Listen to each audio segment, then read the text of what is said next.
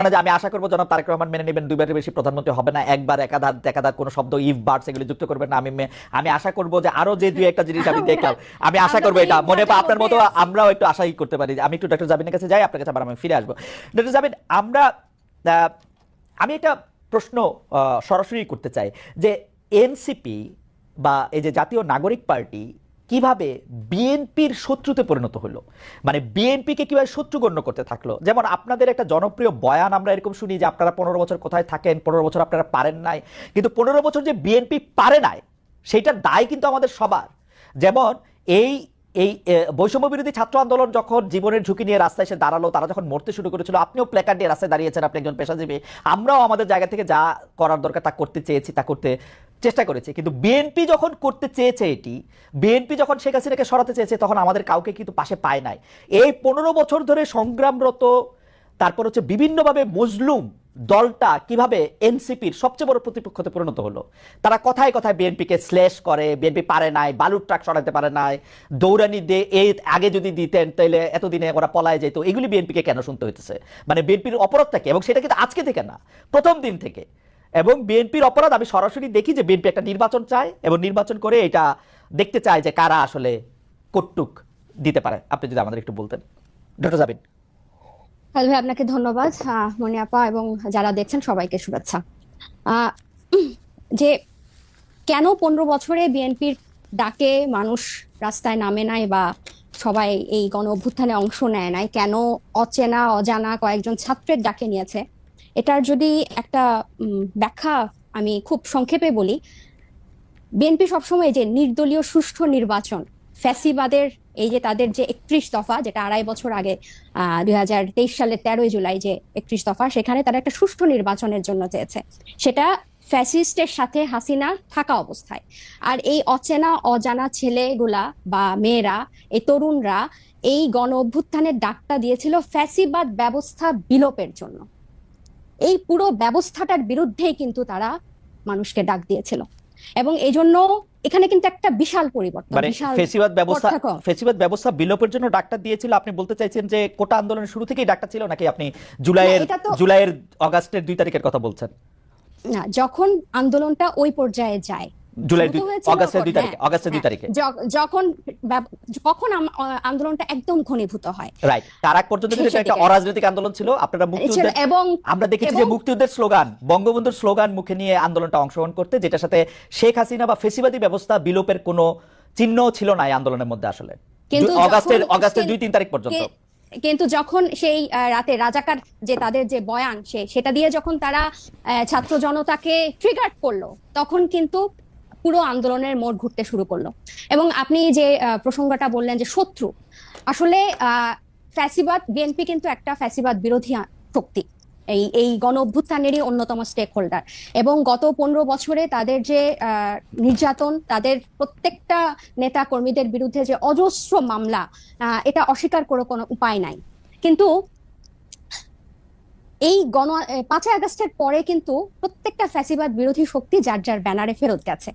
এখন যখন গণ অভ্যুত্থানটা নিয়ে প্রশ্ন ওঠে, গণ অভ্যুত্থানের ভাগিদার নিয়ে প্রশ্ন ওঠে, সবাইকে কিন্তু সমান তার সেটার অংশীদার তারা দাবি করে, খুব ভালো কথা। কিন্তু যখন ব্যর্থতা বা কোনো ধরনের জবাবদিহিতার মধ্যে পড়তে হয়, তখন কিন্তু শুধু ছাত্র তরুণদেরকে পড়তে হয়, বা এই গুটি কয়েক ছাত্রকে ধরে পড়তে হয় যে, এবং এই শত্রু বা তারা 15 বছরে কিছু পারে না, এই কথাটা কিন্তু শুধু ছাত্র তরুণদের পক্ষ থেকে যায় না, এটা জনগণের পক্ষ থেকেও যায়। আপনি যদি আপনাদের এই অনুষ্ঠানগুলোর নিচে কমেন্ট গুলা দেখেন, কখনো যদি চোখে পড়ে, এখানে কিন্তু যারা যাদের প্রকৃত অর্থে যাদের অ্যাকাউন্ট আছে, এরকম অনেক মানুষ কিন্তু খুব সুন্দর সুন্দর কথা লেখে এবং কাউকে অ্যাটাক করে না, খুব গঠনমূলক ভাবেই কিন্তু লেখে। এটা থেকে কিন্তু আপনারা নিজেরাও বুঝতে পারবেন এবং আশেপাশের মানুষ থেকেও বুঝতে পারবেন যে গত 15 বছরে একটা যোগ্য বিরোধী দল হওয়ার ব্যর্থতা কিন্তু এদেশকে ভুগিয়েছে, একটা সফল বিরোধী দল হওয়ার ব্যর্থতা কিন্তু এদেশকে ভুগিয়েছে। এটা শুধু ছাত্র জনতা হিসেবে আমরা যে বলি যে, বা এনসিপি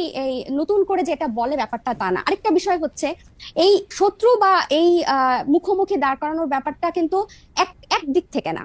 আপনি দেখবেন এই যে কিছুদিন আগে এক টক শোতে আমার এক সহ আলোচক বলছিলেন আমি 90 সালের গণ অভ্যুত্থানের একটা কথা বলছিলাম, উনি বলছেন 90 সালে তোমার বয়স কত ছিল, বেয়াদব, অপরিপক্ক, আদব কায়দা জানে না, তোমাদের বয়সে মানে এক একজনের আমাদের রাজনৈতিক জীবন বা রাজনৈতিক পথ চলা তোমাদের বয়সের বেশি, এই যে খাটো করে দেখা, এই যে হেয় করে দেখা, তো এটার প্রতিক্রিয়াতেও কিন্তু কিছু কথা চলে আসে। না ডক্টর জাবিন, ডক্টর জাবিন আসেন আমরা মানে আমরা একটু মানে আমার ব্যর্থতা, আমি আপনার প্রশ্নটা আসলে বুঝাতে পারছি কিনা আমি জানি না। আমার কাছে যেটা মনে হয়েছে যে বিএনপি গত 13 বছর ধরে, স্পেসিফিকলি বললে যে 2012 সালের পর থেকেই বিএনপি এই একটা সরকারের কাছে একটা দাবি জানায় আসতেছে, দরকার হলে সরকারকে বলতেছে ক্ষমতা চাইতে একটা সুষ্ঠু নির্বাচনের কথা বলতে, এবং এইটার মধ্যে কিন্তু বিএনপি কোনোদিন কোনো আড়াল নিতে পারে নাই। বিএনপি কিন্তু কোনো ছাত্রলীগের মধ্যে গিয়ে বলতে পারে না যে বঙ্গবন্ধু মহান নেতা, আমরা সবাই বঙ্গবন্ধুকে ভালোবাসি, এই কথা বলে কিন্তু বিএনপি রাজনীতি করতে পারে নাই। বিএনপিকে রাজনীতিটা করতে হয়েছে বিএনপির কথা বলেই, শেখ হাসিনার এগেইনস্টে কথা বলেই বিএনপি রাজনীতি করতে হয়েছে, তার জন্য মামলা মোকদ্দমা জেল জুলুম যত কিছু করছে চা খাচ্ছে। বৈষম্য বিরোধী ছাত্র আন্দোলনের নেতারা কিন্তু শেখ হাসিনার বিরুদ্ধে ফেসিবাদী আন্দোলনে গেছে হচ্ছে অনেক পরে, অনেক জায়গার পরে। সেই সময় তাদেরকে আমরা মুক্তিযুদ্ধের স্লোগান দিতে দেখছি, তাদেরকে আমরা বঙ্গবন্ধুর ভাষণ দিতে দেখছি, এবং আমরা দেখছি যে তারা নানাভাবে নানা ধরনের আড়াল নিচ্ছেন। বিএনপি কিন্তু এই সুযোগটা পায় না। আমার প্রশ্নটা হচ্ছে, যেই বিএনপি এত ত্যাগ করলো এবং তারা কিন্তু সরকারে গিয়া 3জন মন্ত্রী হয় নাই, 3জন মন্ত্রী এই বৈষম্য বিরোধী ছাত্ররাই হয়েছে, তারা কিন্তু কোনো কিছু দখল করে না, তাদের একটাই চাওয়া ছিল ইলেকশনে যাওয়া। এবং ইলেকশন যাওয়ার পর থেকে বিএনপিকে কি শুনতে হয়েছে আপনাদের কাছ থেকে আপনি দেখেন। আমি ছোট করে একটু বলি, আমার মাফ করবেন, আপনাদের কাছে শুনতে হয়েছে বিএনপি নাকি আওয়ামী লীগকে পুনর্বাসন করতেছে, বিএনপি নাকি আওয়ামী লীগকে নিয়ে আসতেছে। আওয়ামী লীগ দিয়া বিএনপির নেতারা যেভাবে ক্ষতিগ্রস্ত হয়েছে তার 100 ভাগের 1 ভাগ বাংলাদেশে কেউ হয় নাই। এরপরও বিএনপি কেমনি শত্রু হইল এনসিপির, এইটার কারণটা কি? মানে বিএনপিকে ক্ষমতা থেকে ঠেকানোটা কেন এত জরুরি হয়ে পড়লো? এখানে এটা শত্রুতার প্রশ্ন না খালেদ ভাই। এই যে কেন শুধু সুষ্ঠু নির্বাচনই চেয়েছিল, নির্বাচন কেন্দ্রিক রাজনীতি তারা করেছে। এই যে হাসিনা কিভাবে এই 3টা অবৈধ নির্বাচন করে ফ্যাসিস্টের সাম্রাজ্য টিকে রেখেছিল, তাদের রাজনীতিটাই ছিল নির্বাচন কেন্দ্রিক। কারণ নির্বাচন হলেই শুধু গণতন্ত্র হবে, গণতন্ত্র ফিরে আসবে, এটা তাদের একটা রাজনৈতিক একটা চালের, এটা বা তাদের কি বলবো আমি, পরিকল্পনার ভুল বলবো, যে তারা সবসময়, আপনিই বলছেন যে তারা সবসময় সুষ্ঠু নির্বাচনই চেয়েছে। কেন তারা হাসিনার এই যে তার যে সাম্রাজ্য, 3টা বিভাগ, এই যে সবকিছু তার একক কর্তৃত্বে, একক হাতে, প্রত্যেকটা রাষ্ট্রীয় প্রতিষ্ঠানের একটা ইট পাতা যে হাসিনার কথা ছাড়া বা স্বৈরশাসকের কথা ছাড়া চলতো না, বা মানুষকে সম্পৃক্ত করার যে রাজনীতি, এটা তো বিএনপি করতে ব্যর্থ হয়েছে।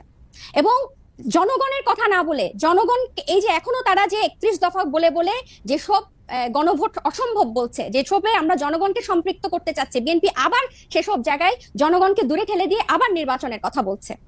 এখানে কিন্তু আপনি দেখেন তারা কিন্তু আবার জনগণকে নিজেদের থেকে দূরে সরাচ্ছে। জনগণ কিন্তু তাদেরকে চাচ্ছে, এবং তারা একটা প্রতিষ্ঠিত রাজনৈতিক দল, তারা নির্যাতিত রাজনৈতিক দল। আপনি নিজেই বলছেন যে তারা সব সময় সুষ্ঠু নির্বাচন চেয়েছে। একটা দেশের গণতন্ত্র কি শুধু সুষ্ঠু নির্বাচনের, একমাত্র শুধু সুষ্ঠু নির্বাচনের মধ্যে এই নির্বাচন ব্যবস্থাটা কিরকম, এই নির্বাচনটা দাঁড়িয়ে আছে কিসের উপর? এই যে এই নির্বাচন কমিশনার গুলা, বিচারক এবং প্রত্যেকটা রাষ্ট্রীয় প্রতিষ্ঠান, তাদের মন্ত্রিসভাগুলা কিসের উপর দাঁড়িয়ে আছে? আইন শৃঙ্খলা বাহিনী, পুলিশ, র্যাব, প্রত্যেকটা গোয়েন্দা বাহিনী কিসের উপর দাঁড়িয়ে আছে? এগুলো সংস্কারের কথা, এগুলোর বিরুদ্ধে কথা, প্রত্যেকটা সবসময় তাদের একটা উপর দিয়ে কথা, যে চেষ্টা করা হবে, পরিবর্তন করা হবে, এই কিন্তু স্পেসিফিক্যালি উপায়টা কি, পথটা কি, তারা জনগণের কাছে সেটা পরিষ্কার করে না। যেটা ছাত্র জনতা বা এখন পরবর্তীতে হয়েছে, হয় আন্দোলনটা কোটা বিরোধী আন্দোলন দিয়ে শুরু হয়েছিল, এবং সব সময় কিন্তু এটাই তো বাংলাদেশের ইতিহাসে প্রথম না, একটা দিয়েই শুরু হয়েছিল। কিন্তু এই পুঞ্জীভূত যে স্বৈরশাসকের 15 বছরের যে পুঞ্জীভূত ক্ষোভ, সেটা কিন্তু প্রকাশিত হয়েছে একটা সিস্টেম, একটা ধাপ পেরিয়েই কিন্তু সেদিকে গিয়েছে। এবং আমি একটু বলি, এবং বিএনপিকে যে এই শত্রু মনে করা না, আমরা কিন্তু চাচ্ছি বিএনপিকে জাতীয় ঐক্যমত্য নিয়ে। বিষয়টি নিশ্চিত করেছেন থানার তদন্ত কমিটি। স্থানীয় সূত্র জানা যায়, বিলাসবহুল বাড়িটির কাছে 14 থানার ভারপ্রাপ্ত কে বা কারা প্রকাশ করেছে।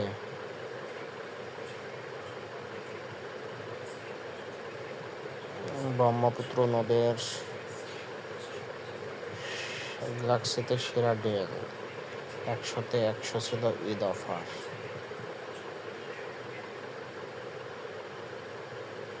বাই নাও, গ্যালাক্সিতে সেরা ডেল, বাই নাও। লাহোরকে শিরোপা জেতাচ্ছেন শাহাদা। পাকিস্তান সুপার লিগে খেলতে যাচ্ছেন বাংলাদেশের 3 ক্রিকেটার। রিটন ভাইদের সঙ্গে পেয়েছিল দল পেয়েছেন লেগ স্পিনার রিশাদ হোসেন। বিসিবির গণমাধ্যম